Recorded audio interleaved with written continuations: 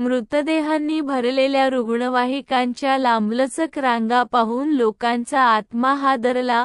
वायनाडमध्ये भूस्खलनाच्या दुर्घटनेने लोकांमध्ये भीतीचे वातावरण आहे.